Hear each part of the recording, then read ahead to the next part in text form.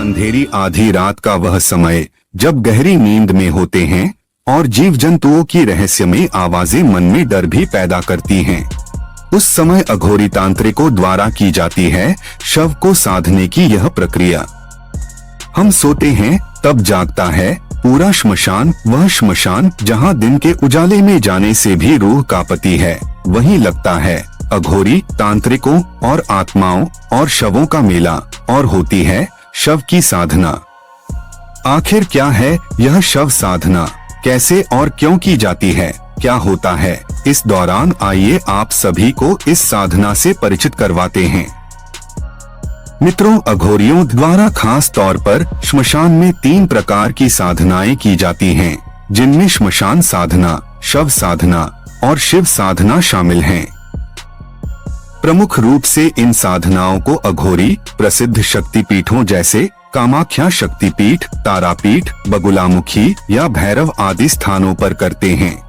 इन साधनाओं को करने के अलावा संसार में इनका कोई और लक्ष्य नहीं होता और साधना के बाद या अन्य समय में ये अघोरी हिमालय के जंगलों में निवास करते हैं। इन्हें साधारण तौर पर देखा भी नहीं जा सकता, ना ही ये अघोरी तांत्रिक समाज में शामिल होते हैं, परंतु सिंहस्थ या कुंभ के समय इनके दर्शन आसानी से किए जा सकते हैं। शव साधना का अर्थ है श्मशान में स्वयं के शरीर की अनुभूति को शव के समान निःसत्व करके अपने उद्देश्य की मानसिक रूप से साधना करना है। अघोरियों द्वारा की जाने वाली श्मशान साधना में श्मशान को जगाकर साधना की जाती है। शव साधना के लिए किसी शव का होना आवश्यक है। अघोरी यदि पुरुष है तो उसे साधना के लिए स्त्री के शव की आवश्यकता होगी, और यदि अघोरी स्त्री है तो शव साधना के लिए पुरुष का शव आवश्यक है। परंतु शव का चयन करते समय इस बात का विशेष ध्यान रखना आवश्यक है, शव किस श्रेणी का है। किसी चांडाल दुर्घटना में मरे हुए व्यक्ति या फिर अकारण मरने वाले युवा का शव शव साधना के लिए अधिक उपयुक्त माना जाता है। शव साधना विशेष समय काल में और भी महत्वपूर्ण हो जाती है। कृष्ण पक्ष की अमावस्या या शुक्ल पक्ष अथवा कृष्ण पक्ष की चतुर्दशी वाले दिन यह बेहद महत्वपूर्ण होती है। इसके साथ यदि मंगलवार का संयोग हो तो यह सोने पर सुहागे के समान है। कहा जाता है कि शव साधना आसान नहीं है। इस साधना को करते समय श्मशान में कई दृश्य और अदृश्य बाधाएं आती हैं, जिन्हें हटाना एक सिद्ध और जानकार अघोरी अच्छी तरह से जानता है। साधना के पूर्व ही अघोरी को संबंधित स्थान को भूत प्रेतों और अन्य बाधाओं से सुरक्षित रखना होता है, ताकि वे साधना के बीच में विघ्न पैदा न कर सके। इसके लिए अग्नि तो होती ही है, और अघोरी मंत्रोच्चार करते हुए आसपास एक लकीर खींचते हुए एक घेरा बनाते हैं और साथ ही तुतई बजाते हैं, जिससे भूत प्रेत या कोई भी बाधा प्रवेश न कर सके। इसके बाद विधि विधान से साधना आरंभ की जाती है। जिस शव की साधना की जानी है उसे स्नान करवाकर कपड़े से पोंछकर उस पर सुगंधित तेलों का छिड़काव किया जाता है। लाल चंदन का लेप किया जाता है। शव के उदर पर यंत्र बनाकर उदर पर बैठकर यह साधना की जाती है। साधना में लगातार मंत्रोच्चार और क्रिया जारी रहती है। शव साधना में विशेष बात यह है कि यह साधना उपयोग किए जा रहे शव की मर्जी से होना आवश्यक है, अन्यथा यह मुसीबत भी बन सकती है। चारों दिशाओं में रक्षा हेतु गुरु, बटुक, भैरव, योगिनी और श्री गणेश की आराधना भी की जाती है। भैरव और भैरवी की साधना भी इसमें आवश्यक मानी जाती है। वहीं सभी दिशाओं के दिक्पाल की आराधना भी आवश्यक है। भोग स्वरूप बकरे या मुर्गे की बलि देने के साथ ही शराब चढ़ाना भी अनिवार्य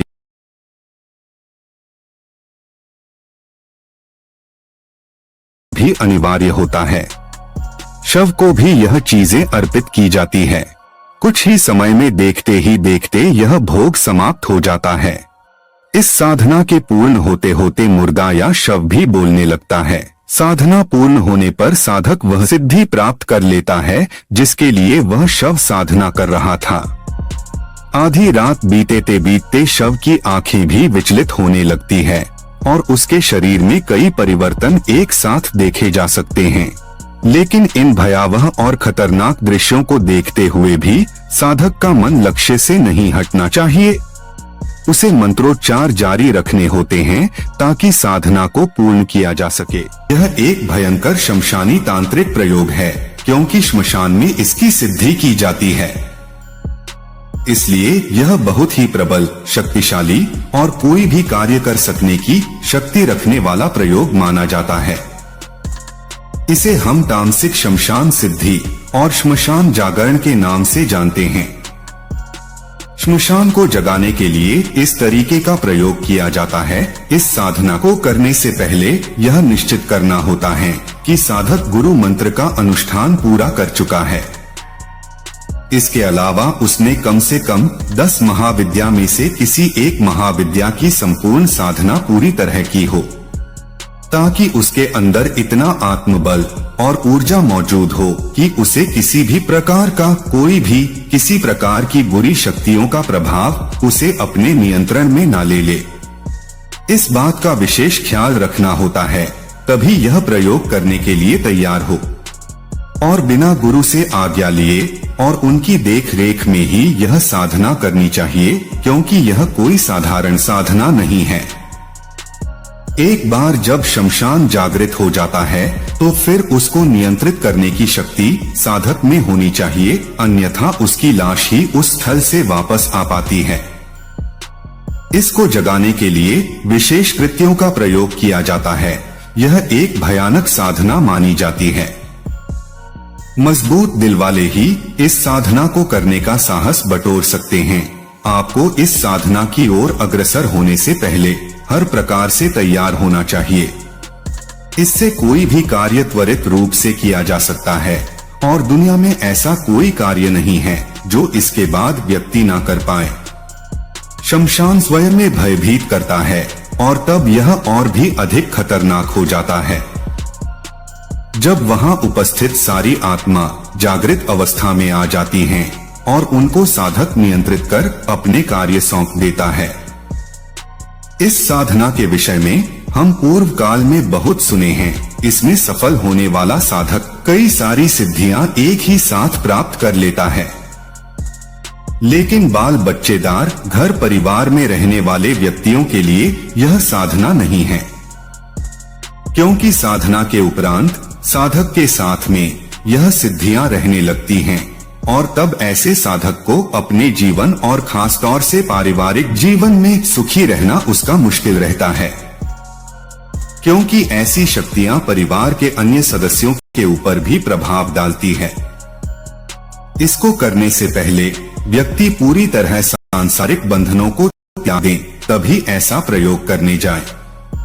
सबसे पहले अपने गुरु से गुरु मंत्र का पूरा अनुष्ठान प्राप्त कर लेना चाहिए। फिर 10 महाविद्या में से एक महाविद्या की सिद्धि प्राप्त कर लेना चाहिए।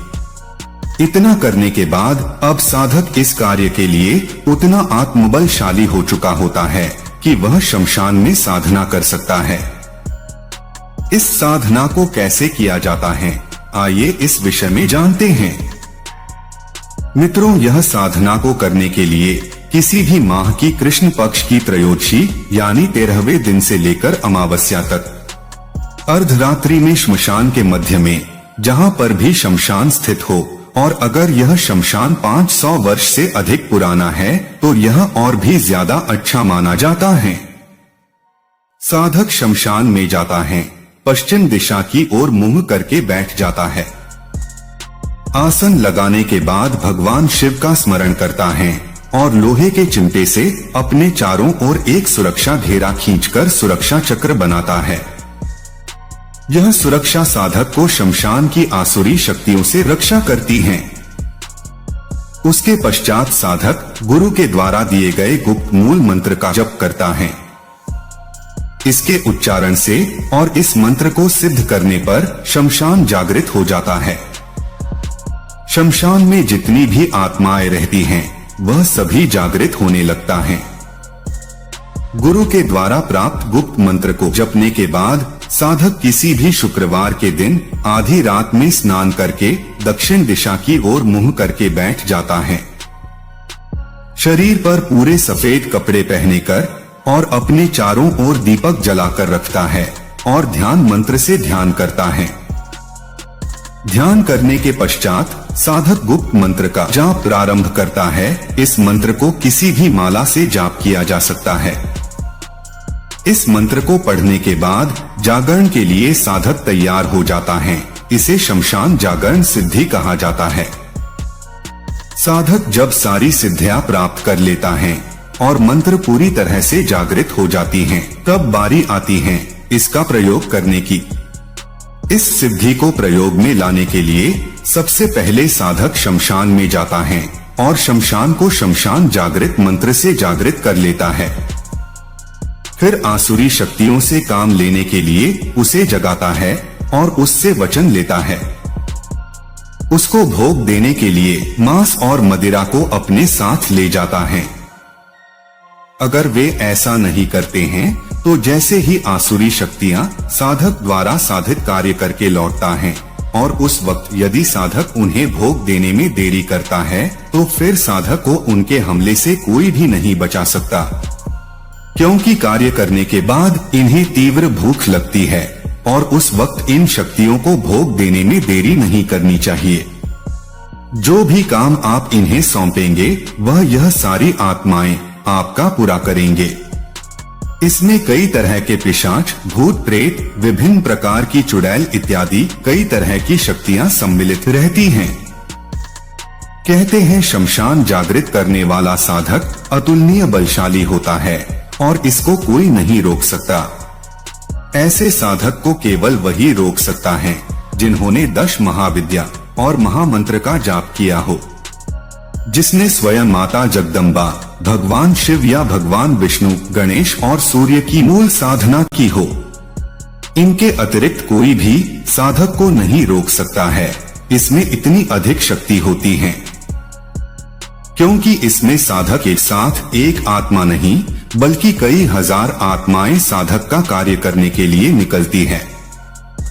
उस क्षेत्र में जितनी भी आत्माएं निवास करती हैं, वह सारी की सारी जागृत हो जाती है और फिर वह साधक उनके सामने जो भी कार्य सौंपता है, चाहे वह मारण, मोहन, वशीकरण, उच्चाटन इत्यादि हो, वह सारे कार्यों को कर डालती है। इस प्रकार की साधनाओं का प्रयोग सबसे ज्यादा मारण तंत्र में किया जाता है, लेकिन यह सारे तंत्र अच्छे नहीं माने जाते हैं क्योंकि इन शक्तियों का स्वभाव बुरा ही होता है। इसलिए अच्छा साधक ऐसी साधना करके अपना परलोक ना बिगाड़े, क्योंकि आप शक्तियों के आनंद में किसी का अहित कर रहे हैं, वह तो उसका फल भी आपको इस जन्म में अथवा अगले जन्म में भुगतना पड़ेगा। इसीलिए ऐसी साधनाओं के विषय में मैं ज्ञान नहीं देता, लेकिन यहाँ पर जानकारी के लिए मैं आपको इसके कुछ गुप्त रहस्य को बताया हूँ। यह एक तांत्रिक साधना है जो शमशान जागरण सिद्धि के नाम से जानी जाती है और इसकी सिद्धि प्राप्त कर साधक सभी प्रकार के तांत्रिक कार्यों को करने में सक्षम माना जाता है। अगर आपको आज का वीडियो पसंद आया तो वीडियो को लाइक और शेयर जरूर करें और इसी प्रकार के वीडियो देखने के लिए हमारे चैनल को सब्सक्राइब जरूर करें। मित्रों,